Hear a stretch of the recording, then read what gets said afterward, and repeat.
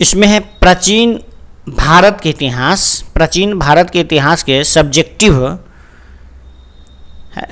है जो इसमें देखेंगे छठी पूर्व के धार्मिक आंदोलन, छठी सदी ईस्वी पूर्व के धार्मिक आंदोलन के बारे में देखेंगे हम। इसमें है छठी सदी ईस्वी पूर्व के उत्तरार्ध में मध्य गंगा के मैदान में अनेक धार्मिक संप्रदायों का उदय हुआ, जिनमें जैन और बौद्ध सर्वाधिक महत्वपूर्ण संप्रदाय थे। इसमें जैन धर्म है। जैन शब्द की उत्पत्ति संस्कृत भाषा के जिन शब्द से हुई है, जिसका शाब्दिक अर्थ होता है विजेता, अर्थात ऐसा मनुष्य जिसने अपने मन, वाणी तथा काया पर विजय प्राप्त कर ली हो। जैन साहित्यों के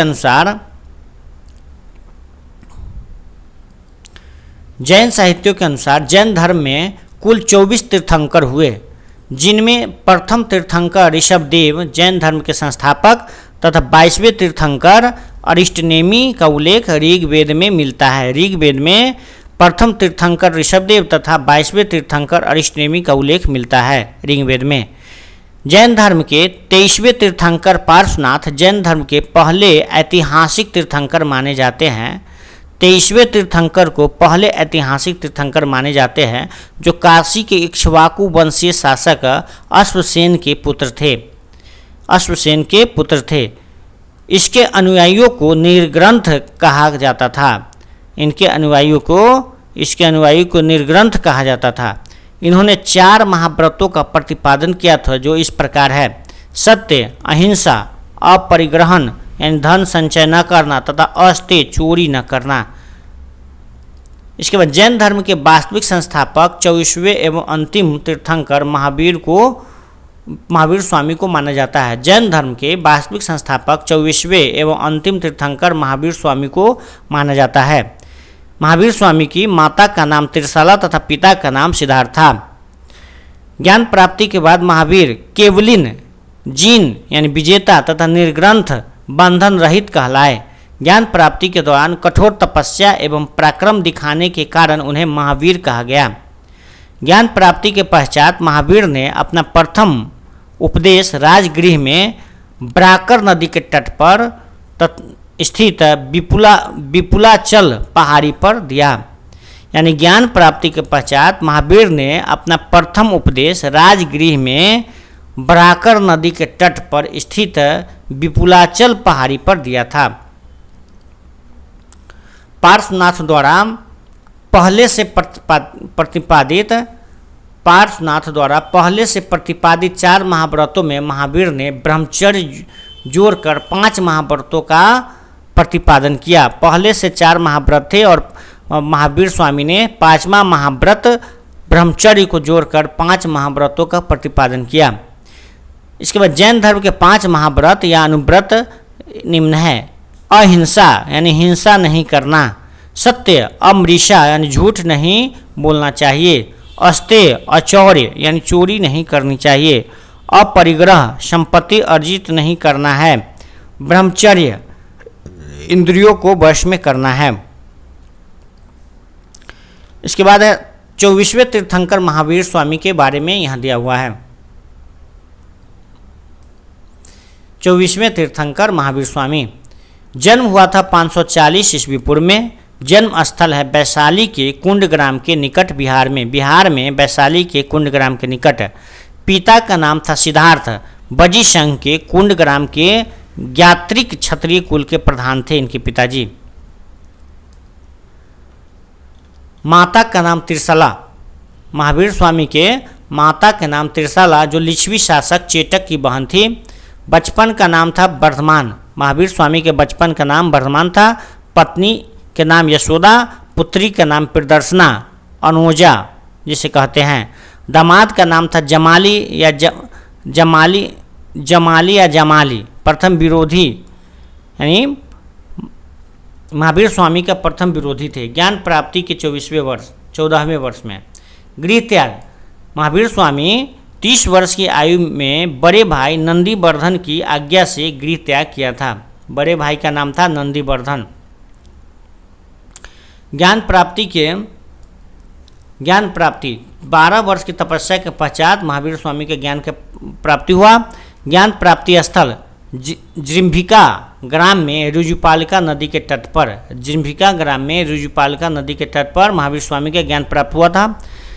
वृक्ष कौन था? साल वृक्ष। इसी वृक्ष के नीचे ज्ञान की प्राप्ति हुई थी, साल वृक्ष के नीचे ज्ञान की प्राप्ति हुआ था। शिष्य, महावीर स्वामी के शिष्य मखली पुत्र गोशाल जो आजीवक संप्रदाय के संस्थापक थे, महावीर स्वामी के शिष्य थे। प्रमुख उपाधि, महावीर स्वामी को प्रमुख उपाधि में था कैवलिन यानी कैवल्य सर्वोच्च ज्ञान प्राप्त व्यक्ति, जीन यानी विजेता, निर्ग्रंथ मतलब बंधन रहित तथा अरहत यानी पूज्य।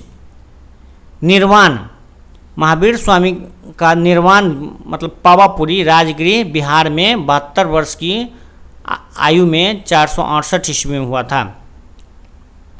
जैन धर्म में संसार को दुख मूलक माना गया है। जैन धर्म में संसार को दुख मूलक माना गया है जिसमें फंसकर मनुष्य मोह माया में पड़ जाता है, और जैन धर्म में इस दुख को के निराकरण के लिए त्रिरत्न की संकल्पना प्रस्तुत की गई है, जो इस प्रकार है। जैन धर्म के त्रिरत्न है सम्यक दर्शन, सम्यक ज्ञान तथा सम्यक आचरण है। स्यादवाद या सप्तभंगिनय, स्यादवाद या सप्तभंगिनय यानी सापेक्षता का सिद्धांत, अनेकांतवाद यानी बहुरूपता का सिद्धांत, नववाद आंशिक दृष्टिकोण का सिद्धांत महत्वपूर्ण जैन दर्शन है। महत्वपूर्ण जैन दर्शन कौन कौन है? स्यादवाद यानी सप्तभंगिनय सापेक्षता का सिद्धांत, अनेकांतवाद बहुरूपता का सिद्धांत, नववाद आंशिक दृष्टिकोण का सिद्धांत महत्वपूर्ण जैन दर्शन है। जैन धर्म आत्मा एवं पुनर्जन्म में विश्वास करता है किंतु ईश्वर एवं वेद में विश्वास नहीं करता है। जैन धर्म आत्मा एवं पुनर्जन्म में विश्वास करता है किंतु ईश्वर एवं वेद में विश्वास नहीं करता है। जैन धर्म से संबंधित महत्वपूर्ण शब्दावली जैन धर्म से संबंधित है। अनंत चतुष्टय जिसे मोक्ष कहा गया है। मति, इंद्रिय जनित ज्ञान को मति कहा जाता है। भोगोपभोग माने भोज्य पदार्थों का परिमाण निर्धारण मतलब मात्रा निर्धारण करना है। भोगोपभोग यानी भोज पदार्थों का जो मात्रा है, परिमाण जो है उसका निर्धारण करना। अवधि मतलब दिव्य ज्ञान। कैवल्य मतलब सर्वोच्च ज्ञान। और संलेखना मतलब अच्छाई का लेखा जोखा। संलेखना मतलब अच्छाई का लेखा जोखा। अब प्रमुख जैन संगतिया सम्मेलन। प्रमुख जैन सम्मेलन या संगतिया कहाँ कब हुआ था, किसके समय में हुआ था, अध्यक्ष कौन थे? जैन संगति, प्रथम जैन संगति 322 ईस्वी पूर्व में हुआ था पाटलिपुत्र बिहार में। इसका अध्यक्ष थे स्थूलभद्र थे। इसका परिणाम क्या हुआ? बिखरे व लुप्त ग्रंथों का संचयन व पुनः प्रणयन 12 अंगों का संकलन किया। जैन धर्म का 2 संप्रदाय में विभाजन हुआ इसी समय। प्रथम जैन संगति में दिगंबर और श्वेतंबर में विभाजन हो गया था। इसका द्वितीय संगति, जैन धर्म के द्वितीय संगति 512 ईस्वी में हुआ बल्लभी गुजरात में। देवर्षि क्षमाश्रम इसके अध्यक्ष थे। पहला हुआ था बिहार में और दूसरा हुआ बल्लभी गुजरात में। इसका परिणाम क्या हुआ? तो बिखरे ग्रंथों का संकलन तथा उनका क्रमानुसार प्रणयन करने के लिए इसका परिणाम था। अब है श्वेतांबर यानी तेरापंथी जिसको कहा जाता है, दिगंबर जिसे समैया कहा गया है। श्वेतांबर को तेरापंथी एवं दिगंबर को समैया कहा गया है। यह जैन धर्म का प्रमुख संप्रदाय है। मौर्य शासक चंद्रगुप्त के शासन काल में मगध क्षेत्र में अकाल पड़ जाने के कारण भद्रबाहु अपने कुछ अनुयायियों को लेकर दक्षिण भारत चले गए तथा स्थूलभद्र अपने अनुयायियों के साथ मगध में ही रह गए एवं श्वेत वस्त्र धारण करना प्रारंभ कर दिया। इसी कारण स्थूलभद्र को नेतृत्व करने वाले अनुयायी श्वेतांबर तथा भद्रबाहु को नेतृत्व करने वाले अनुयायी दिगंबर या निर्वस्त्र कहलाए। यानी श्वेतांबर श्वेत वस्त्र पहनते हैं और दिगंबर जो है निर्वस्त्र बिना वस्त्र के ही रहते हैं। जैन साहित्य कौन है? प्रारंभिक जैन साहित्य अर्धमागधी भाषा में लिखे गए। कालांतर में जैन साहित्य प्राकृतिक, शौरसेनी, संस्कृत तथा कन्नड़ भाषा में भी लिखा गया। जैन साहित्य को आगम कहा जाता है। जैन साहित्य को आगम कहा जाता है। इनमें 12 अंग, 12 उपांग, 10 प्रकीर्ण, 6 छेद सूत्र, 4 मूल सूत्र, 1 नंदी सूत्र तथा 1 अनुयोग द्वार है। जैन साहित्य को आगम कहा जाता है। इनमें 12 अंग है, 12 उपांग है, 10 प्रकीर्ण है, 6 छेद सूत्र है, 4 मूल सूत्र है, 1 नंदी सूत्र है और 1 अनुयोग द्वार है।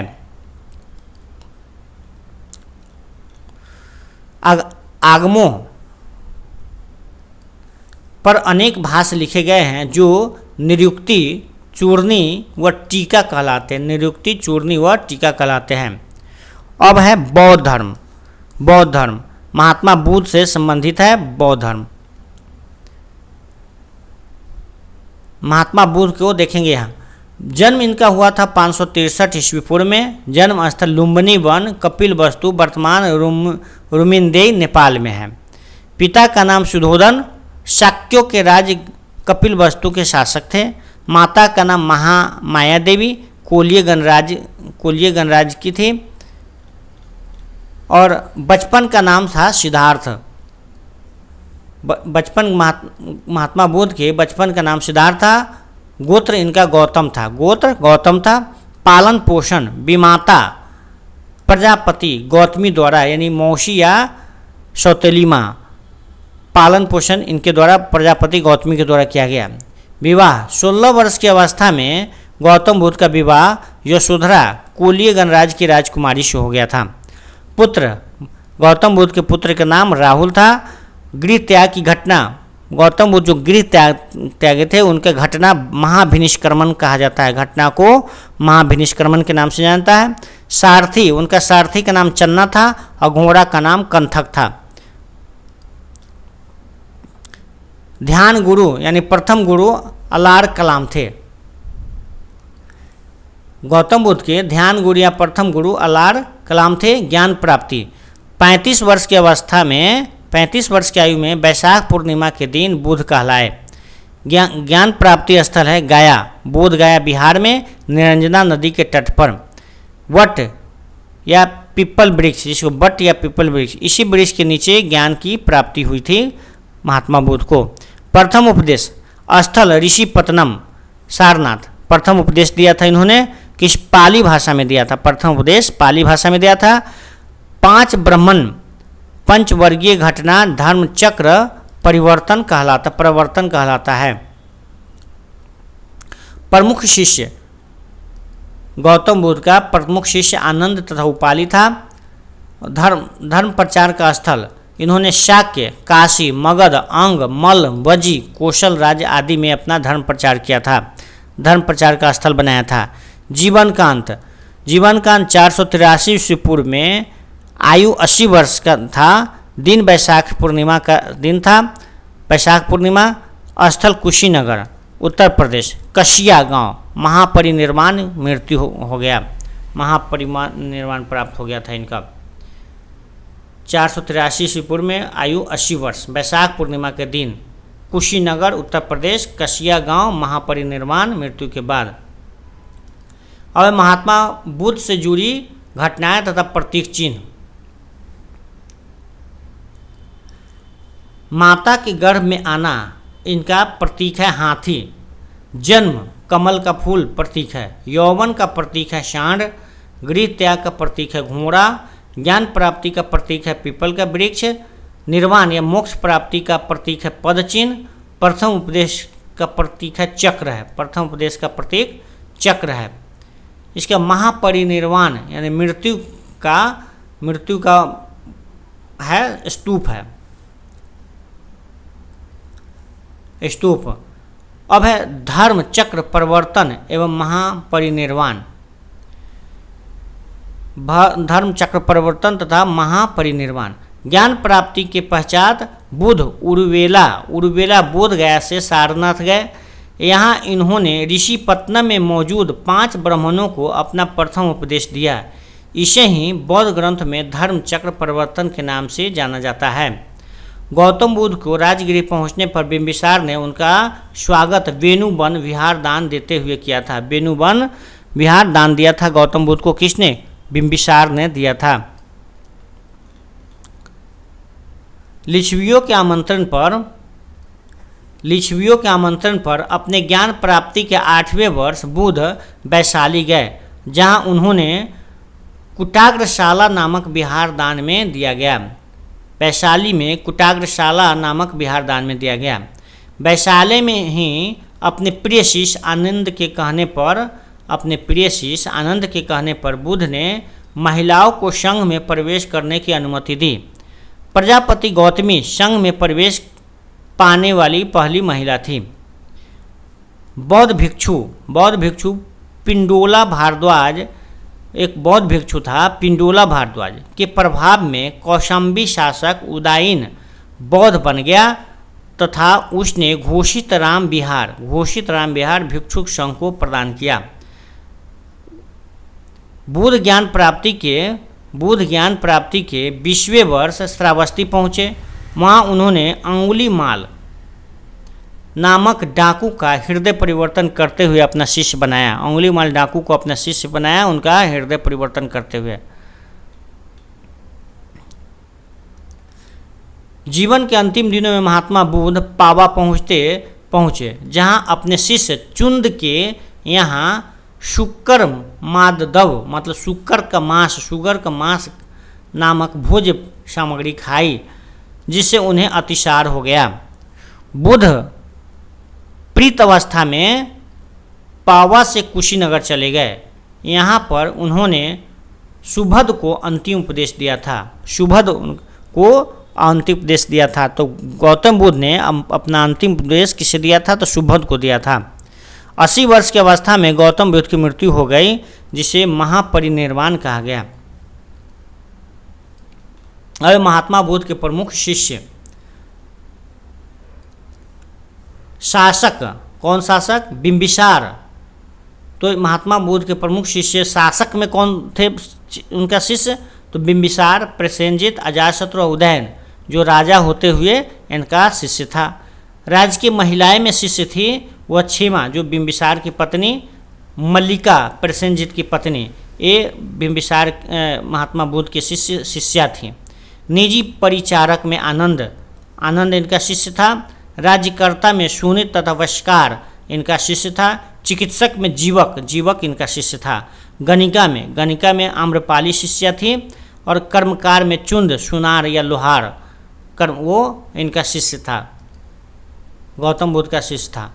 फिर डाकू में अंगुलीमाल, जो डाकू था वह अंगुलीमाल इनका शिष्य था। तो शासक यानी राजा भी इनका शिष्य था। राज्य की महिलाएं में भी इनका शिष्य थे। निजी परिचारक भी शिष्य था इनका। राज्यकर्ता भी था शिष्य। चिकित्सक भी शिष्य था इनका। गणिका भी शिष्या थी। कर्मकार भी शिष्य था और डाकू भी इनका शिष्य था। बुद्ध के अनुयायी 2 भागों में विभाजित थे। बुद्ध को मानने वाले जो अनुयायी थे वो 2 भागों में विभाजित थे। भिक्षुक, वह अनुयायी जिन्होंने बौद्ध धर्म के प्रचार के लिए संन्यास लिया, वह भिक्षुक कहलाए। और एक उपासक था, वह अनुयायी जिन्होंने गृहस्थ जीवन व्यतीत करते हुए बौद्ध धर्म को अपनाया। इनकी न्यूनतम आयु 15 वर्ष थी। उसे बौद्ध धर्म के सिद्धांत ज्ञान प्राप्ति के बाद बुद्ध ने पाली भाषा में अपने उपदेशों को जनमानस तक पहुंचाया। बौद्ध धर्म अनिश्वरवादी है और इसमें आत्मा की परिकल्पना नहीं की गई है। बुद्ध के अष्टांगिक मार्ग के साधन है।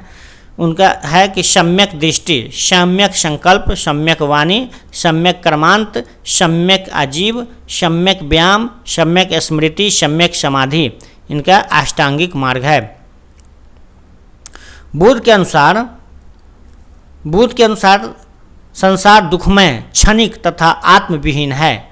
उन्होंने वेदों को अपौरुषीय तथा ईश्वर की सत्ता को अस्वीकार कर दिया। बौद्ध धर्म के मूल आधार 4 आर्य सत्य हैं। ये है बौद्ध धर्म के मूल आधार 4 आर्य सत्य है। ये है कौन? दुख, दुख समुदाय, दुख निरोध, दुख निरोगामिनी प्रतिपदा। बुद्ध ने दुख निरोध के 8 उपाय, बुद्ध ने दुख निरोध के 8 उपाय यानी अष्टांगिक मार्ग बताए हैं, जिसे ही दुख निरोगामिनी प्रतिपदा कहा गया है। बुद्ध के अनुसार अष्टांगिक मार्ग के अनुसरण से ही व्यक्ति को निर्वाण की प्राप्ति हो सकती है। अब है बौद्ध दर्शन। बौद्ध दर्शन में है, बौद्ध दर्शन दर्शन है और विवरण है। अनिश्वरवाद क्या है?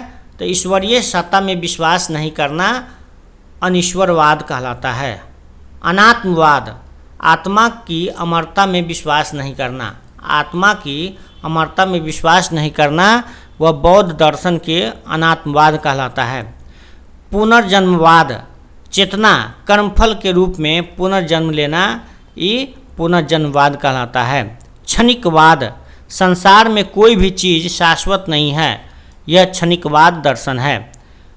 प्रतीत समुत्पाद, प्रत्युत समुत्पाद, प्रत्येक घटना के पीछे कारण कार्य संबंध होता है, प्रत्येक घटना के पीछे कारण होता है, कार्य संबंध होता है, यह प्रत्युत समुत्पाद दर्शन कहलाता है। अब है बौद्ध धर्म में जीवन का लक्ष्य निर्वाण प्राप्ति है। निर्वाण का अर्थ दीपक का बुझ जाना अर्थात जीवन मरण के चक्र से मुक्त होने से है।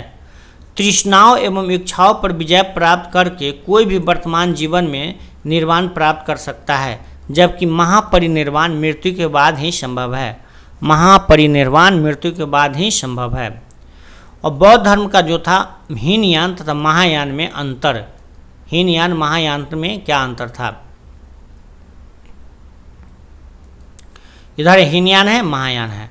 हीनयान वैभाषिक तथा सौत्रांतिक हीनयान के 2 प्रमुख संप्रदाय थे।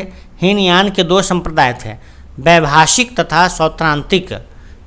और महायान शून्यवाद माध्यमिका तथा विज्ञानवाद योगाचर महायान के 2 संप्रदाय हैं। बुद्ध को महापुरुष माना, हीनयान में बुद्ध को महापुरुष माना गया और महायान में बुद्ध को देवता माना गया। हीनयान में हीनयान स्वयं के प्रयत्नों पर बल देता है, हीनयान स्वयं के प्रयत्नों पर बल देता है और महायान गुणों के स्थानांतर पर बल देता है, गुणों के स्थानांतर पर बल देता है। हीनयान में बुद्ध को प्रतीकों के रूप में दर्शाया गया है, हीनयान में बुद्ध को प्रतीकों के रूप में दर्शाया गया है। महायान में बुद्ध की मूर्ति पूजा की जाती है, महायान में बुद्ध की मूर्ति पूजा की जाती है। अब है वज्रयान संप्रदाय, वज्रयान संप्रदाय, वज्रयान संप्रदाय। ईसा की 5वीं-6वीं सदी में इस संप्रदाय का उदय हुआ। इस संप्रदाय के अंतर्गत तंत्र मंत्र, मध्यमांस तथा मैथुन पर विशेष बल दिया गया। इस संप्रदाय के अनुयायी बुद्ध को अलौकिक पुरुष मानने लगे तथा बुद्ध को तारा देवी से जोड़कर देखने लगे। पाल वंश अंतिम ऐसा राजवंश था जिसमें बौद्ध धर्म को संरक्षित किया। पाल नरेश धर्मपाल ने बिहार में विक्रमशिला विश्वविद्यालय की स्थापना करवाई थी। पाल नरेश धर्मपाल ने बिहार में विक्रमशिला विश्वविद्यालय की स्थापना करवाई थी। अब है बौद्ध संगतिया। बौद्ध संगतिया, बौद्ध संगतिया में है प्रथम बौद्ध संगति है। प्रथम बौद्ध संगति 483 ईस्वी पूर्व में हुआ था। इसके अध्यक्ष थे महाकश्यप थे। स्थान कहाँ था? तो सप्तपर्णी नामक गुफा, सप्तपर्णी गुफा राजगीर में। और शासक उस समय शासक था अजातशत्रु। इस समय कार्य क्या हुआ? तो यहाँ सूत पिटक तथा विनय पिटक का संग्रह किया गया। इस समय सूत पिटक तथा विनय पिटक का संग्रह किया गया प्रथम बौद्ध संगति में। फिर द्वितीय बौद्ध संगति 100 साल बाद 483 से 383 ईस्वी पूर्व में हुआ द्वितीय बौद्ध संगति। इसके अध्यक्ष थे साबक मीर थे और स्थान इसका था बालुकाराम विहार वैशाली में हुआ था। बालुकाराम विहार वैशाली में हुआ था। पहला सप्तपर्णी गुफा राजगीर में और दूसरा बालुकाराम विहार वैशाली में हुआ था। अब शासक था 100 वर्ष बाद कालाशोक था। और इस समय क्या हुआ था? कार्य हुआ था संघ महासांघिक या सर्वास्तिवादी तथा स्थविर यानी थेरवादी संप्रदाय में विभाजित हो गया। अब तृतीय बौद्ध संगति 250 ईस्वी पूर्व में हुआ था। 250 ईस्वी पूर्व में हुआ था। इसके अध्यक्ष थे मोगलीपुतिस और यह स्थान पाटलिपुत्र में हुआ था। इस समय शासक अशोक थे और इस समय जो कार्य हुआ था वह बौद्ध साहित्य का नया वर्गीकरण हुआ। बौद्ध साहित्य का नया वर्गीकरण। अब तीसरा जो था पिटक, अभिधम पिटक का संकलन किया गया। अभिधम पिटक का संकलन तीसरी बौद्ध संगति में किया गया था। अब है फिर चतुर्थ बौद्ध संगति कब हुआ? तो लगभग 102 ईस्वी में हुआ था। ईस्वी पूर्व नहीं, ईस्वी में हुआ था। 102 ईस्वी में हुआ था चतुर्थ बौद्ध संगति और इसके अध्यक्ष थे वसुमित्र और इस समय एक उपाध्यक्ष भी थे। चौथा बौद्ध संगति में अध्यक्ष के साथ साथ उपाध्यक्ष भी थे। तो वसुमित्र अध्यक्ष थे, अश्वघोष उपाध्यक्ष थे। इस कहाँ हुआ था? तो कुंडलवन, कश्मीर के कुंडलवन में हुआ था।